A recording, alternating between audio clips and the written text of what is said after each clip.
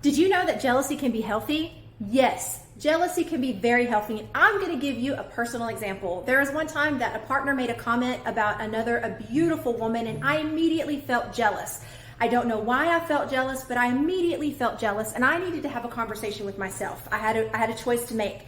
I could either go the toxic route where I was going to get angry, or I could go the healthy route where I could look inward. And when I did evaluate and look inward, I found that I was jealous of her because she had a rockin' body. And at that time, I had a broken foot. I couldn't work out. I was feeling kind of fat, kind of bleh. And so when he said that she was beautiful, I immediately internalized it as I'm not pretty, and my jealousy came out.